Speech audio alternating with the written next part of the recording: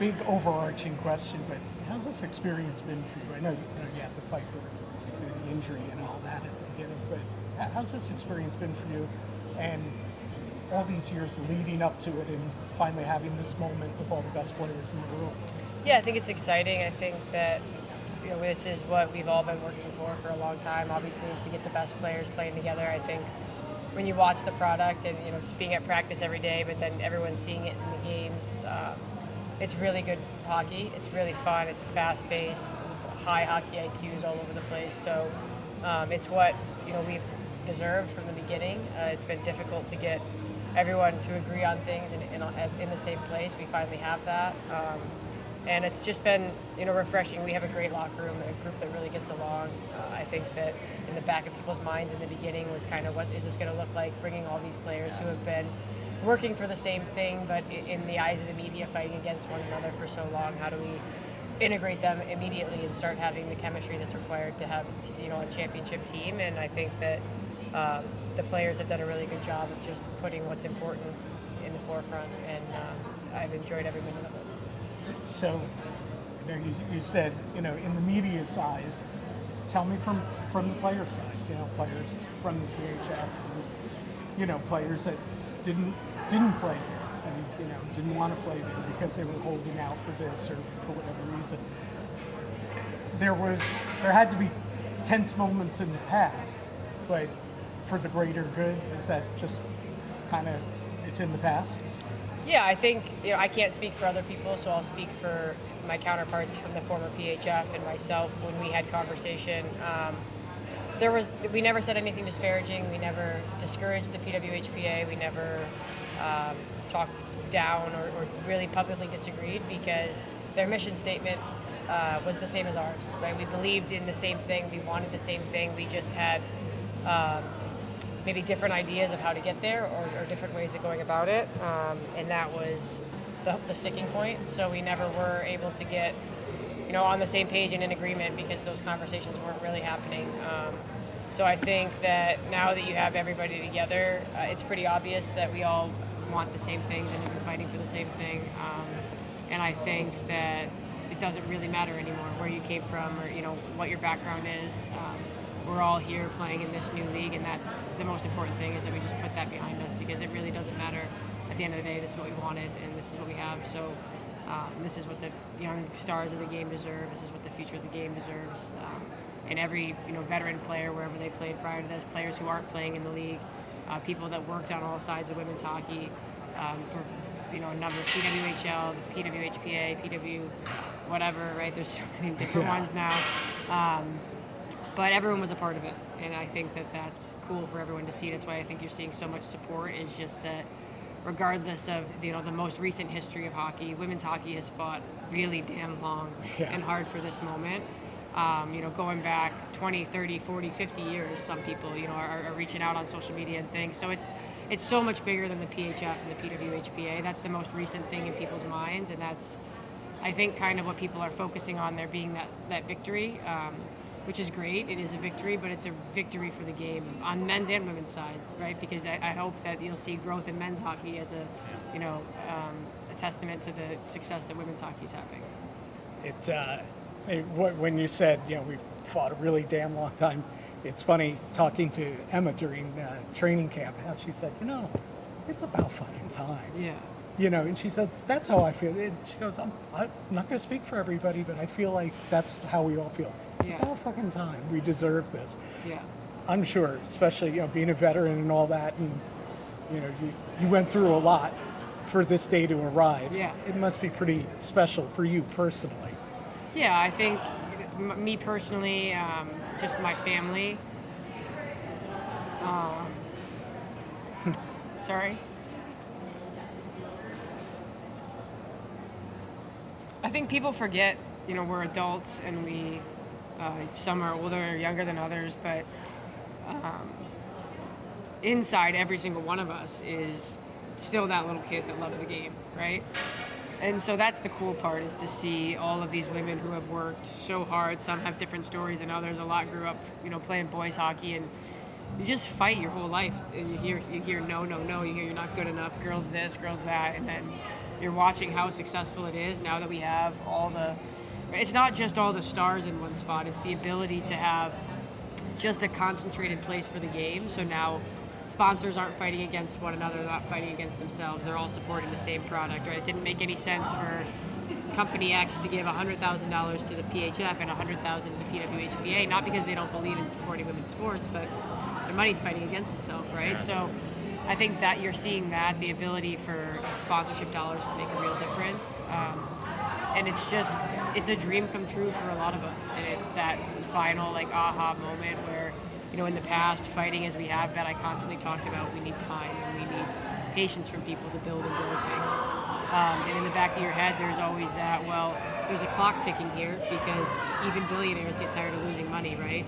So with this league, you have that like foundation and that support of knowing, okay, we have a union, we have a CBA, we have a real backing, and you're watching what value marketing dollars can bring to an environment. And so I think we're all kind of resting easy knowing we've done it. We've built it, and they will come. And so there's a place for those younger players to dream and aspire to play and make a living doing it. And that's not something any of us had until 2 months ago. Yeah. Sorry if I. No, you're good. My kid, I don't see I spend a lot of time away from my family, right? So yeah. It's them too. I mean, my son, it's like my teammates have no idea the difference that they're making in the life of my kids, and they probably won't until they're parents. Yeah. But it's incredible. I owe them everything. My son comes in the locker room. They come over and give my wife and I a break, frankly, and play with them. Woodsy lives with me. Chloe lives with me. But for kids to have role models like that is so important, and it's just, in my opinion, so much more powerful than it's women, it's moms, it's people who, my son has watched me hear no, get back up, make it a yes, like chase my dream, not give up. And I think that that's pretty cool. And it's all possible because of the support of my wife, who also was a part of this journey, right? In a different capacity, in a different life. But it's just a big full circle moment for our family. How probably be better to ask her, but what are her emotions about all this? Because she was a big part, obviously the PHF and what have you. What are her emotions about all this? I think for her, it's just remarkable to see, like, she has always believed. She believes even still now that it's going to continue to grow faster and faster, quicker. Like, she's just a fan of the game and a fan of people, and was always the ultimate teammate because of that. Just truly wants what's best for everyone and anyone, regardless of who gets credit or how it gets done. I think that that's one of her superpowers, and it's why she's been so successful in life. Fortunately, but unfortunately, she's super smart and she's super innovative, and so her 9-to-5 day job that sustains our lifestyle is she works in tech. Yeah. And just where sports in general are at, and the opportunity that she's able to try and pursue, etc., is not something that can currently sustain our life in Southern Connecticut with 2 kids. But I think at some point, she's working on some pretty cool stuff right now. I think at some point she'll be in a position to take whatever job she wants, and I think she'll find her way back in sports. She's brilliant and is super innovative and empowers the people around her, and I think that you're starting to see that across the board. So for her to see some of the things that she implemented, or some of her things that she believed in and maybe didn't get the opportunity to implement, coming to life and being successful, is a cool moment for her too. Yeah. Can I get children's names and ages? Yeah, Waylon is 3, and Harlan is my daughter. She's 1. Harlan? Harlan. 1. Got it. So I'll admit, I knew that there was 1. Yeah. I didn't know there was 2. Yeah. So I missed one along the way there. Yeah. So now, then the most important question is Emma still living with you guys, and do you put her to work as a babysitter? Yeah, Woodsy's still living with us, and so actually Chloe Erard lives with us also. Oh, I didn't know that. Yeah, in the beginning, before she went to Finland, Cassidy Sove was living with us too. So when everything in the summer happened, right? There's like, I've always believed that more for all is more for all, and like we had, with the Riveters, you saw our implementation of the salary cap. Like I've been fortunate enough to be playing hockey long enough along the way that like I've got a few years left in me, right? I have another career. Not everybody does. And when everything happened over the summer, it changed the landscape of what things are going to look like. And my wife and I talked, and we just wanted to help some of the younger players out, give them a place to live where, it's an expensive area. It's a lot of uncertainty in the beginning. And we kind of were just like, okay, you guys can stay here for training camp and we'll just feel it out type thing. And then, like I said, it just ended up being the best thing in the world for the kids. And for us too. I think for them, like my experience in life and also just in the game, helping Chloe out with some of that stuff. Woodsy and my wife are like constantly in the kitchen. Like it just changes the dynamic, I think, a bit, but in a good way. I don't know. She helps with the kids a lot. She cooks. I'm not a cooker. I do like the cleaning, trash chores, but everyone pitches in. We do family dinner 3 or 4 days a week. They help out. Like Woodsy's always running around playing with Waylon. We put a rink up in the backyard, so he's out there sometimes. It's like a full playground of life for the little guy. Emma's a big kid herself. Yeah. Yeah. It was funny. I don't know. I know your wife saw the story, but Emma gave me just some fun quotes about how you guys would be battling, knocking the crap out of each other, last year and everything. And she said to you at one point, she called you Pack or whatever. Yeah. And she said, Madison just stopped in her tracks. She looked at me and she like gave me this look like, I didn't like this. Who the fuck are you to call me Pack? Who are you or whatever? That's what Anya called me. And now, you're living together, and it's just there's a cool aspect to that. I'm not saying that male players don't do that, don't have those experiences. It just, you tell me if I'm wrong. I'm a guy, so you can tell me if I'm wrong. It just seems different with female athletes, female players, you guys, that the relationships seem to be different. I don't know if it's deeper or I think it's a combo of a couple things. Like in my situation, I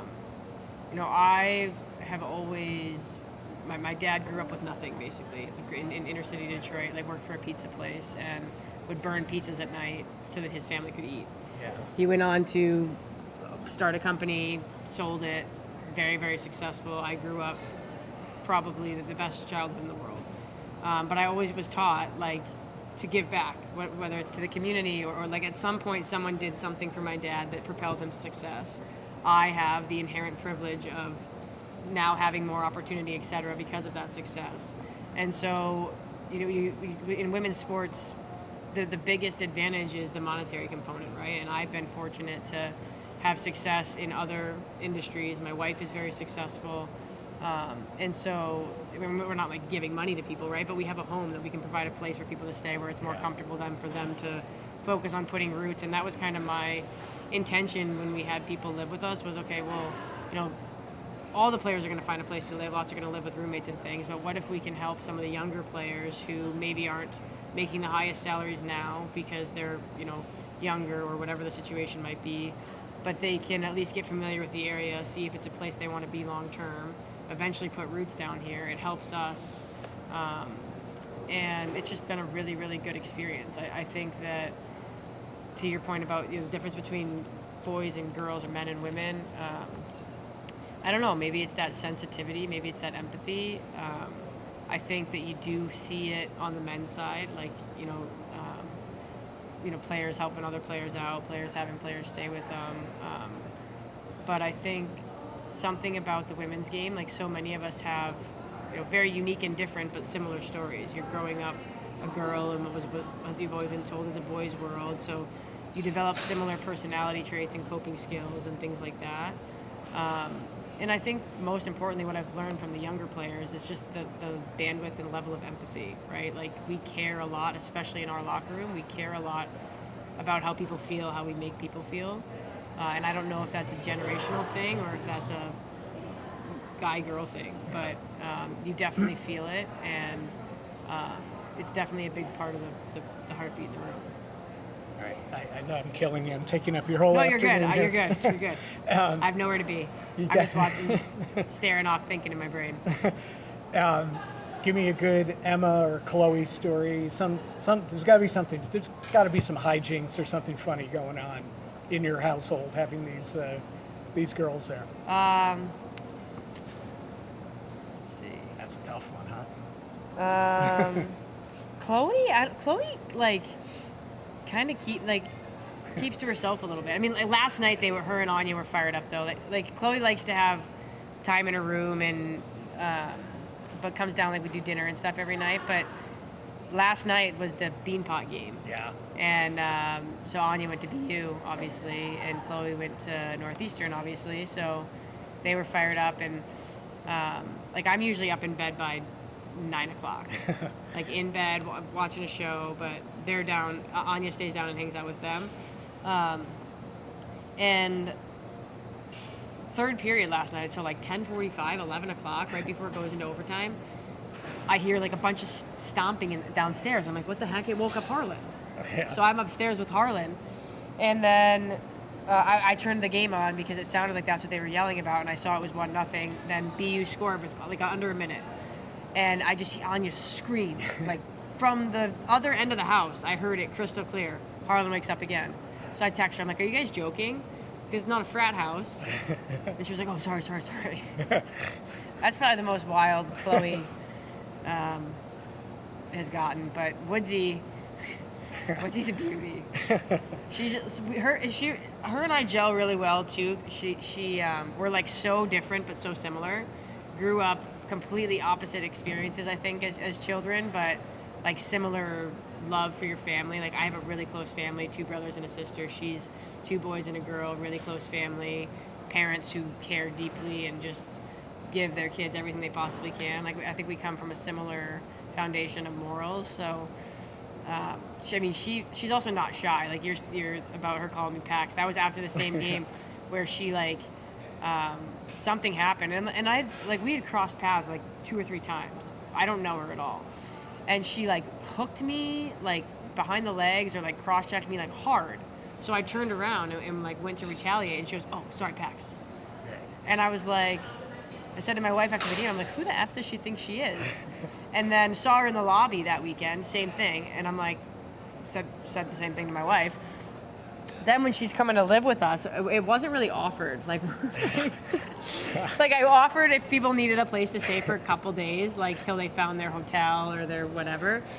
And so Chloe reached out and was like, what if I stayed the whole time? And I was like, okay, yeah, like, I worked it out with Chloe.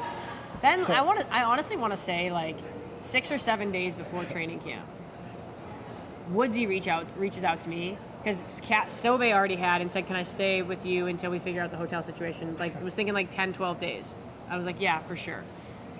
Woodsy texts me and goes, hey, I'm thinking about coming on like this date. And I went up to Anya and I'm like, who does this kid think she is? Like, what do you mean thinking about coming in a few days? So I texted back and I was like, oh, like, trying to figure out, does she mean like she's coming to the house? And she's like, yeah, I'm not sure if I'll be there this day or that day, but I don't have a bed. Like, starts laying out kind of like what the ground rules. And I'm like, and then she ended up with the best setup in the house. So that's, Shocker. you know how she is. She's got her own room in the basement with it's like an in-law apartment downstairs. Chloe shares a wall with Waylon and a bathroom, so that's not an ideal setup. Woodsy's bathroom was just renovated. It's the newest renovation in the house, nicest bathroom. She's gonna be president one day. Yeah, the kid's a weasel, I tell you.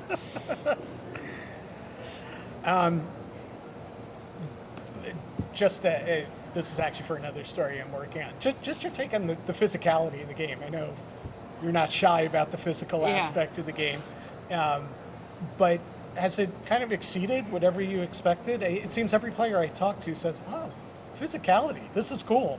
Yeah, I think two things. I think one, they need to educate, and this is not me taking a shot at the officials.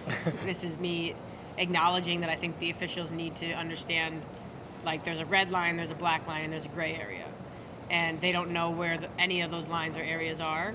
So, like, the rule book clearly states you can make body contact when making a play on the puck along the wall. That's way different from what we're seeing, and I think that if you're going to allow full body contact, then we have to dial it back before we can dial it forward. But I think it's good. I mean, I'm not suggesting that we take it out of the game. I just think that when you take players our size, I mean, we've got players that are 150, 160, 170, 80 pounds plus. I mean, there's big girls out there, right? 6'2", 6'3", like, there's big players throwing their body around against players who are much smaller, which happens on the men's side as well, but they've been checking their whole life. Yeah. Right? The last time we hit was Pee-wees. Some girls never have. And, you see some of the comments on Twitter and things like, oh, if you're going to let these women hit, you got to teach them how to do it. Some of those comments are tagged to things that aren't women not knowing how to hit. They're just not a part of that game, right? Yeah. Like sticking your knee out to try and lay a hip check. Like, that's just, and that's where I think it's tough when you don't enforce the line and then you allow some of those plays to go. There's a difference between body contact and just a cheap play. And I think that needs to be called out and fixed quickly, because otherwise the rate of injury is going to skyrocket. You're already seeing it. There have been a few plays that have gone uncalled. Like, just because you can play physical doesn't mean that all of the physicality gets let go. And the open ice hits, there's no place for in our game. There was one the other night that, like, it was crazy, and there was going to be no call on it. It ended up, I think it was Montreal, Toronto, and Toronto ended up scoring to win in overtime, I think it might have been. Yeah. But it was a huge hit, and I'm not trying to call the player out anyway, because we've been allowed to play that way, right? But I think we need to come back a little bit from that, because there's just going to be so many injuries, and you can't play that way. Like, internationally, they're allowed to have a little contact, but Right. You can't hit like that internationally. Right. You can't hit like that anywhere else, and I don't think we need to be allowing those kinds of hits to go. And how are you feeling? Are you close to 100%, or? I am 100%. You are 100%. I've been 100% since January 5th. Spoken like a true hockey player. That was a good answer. Yep. Well, continue to be 100%, maybe even 110%, which is impossible. Yeah. Oh, seriously, I appreciate your time. Like I said, I hope I didn't keep you too long. No, you're fine. You just, I'd rather I've always felt I'd rather be over here than over there. Oh, gotcha. My ear keeps plugging up, though. Sorry, that was really good. No, all good. No, you always, you've had a fascinating story and journey. So Thank I you. appreciate the time and meeting, and Yeah. hopefully, do it again down the road. Yeah, for sure.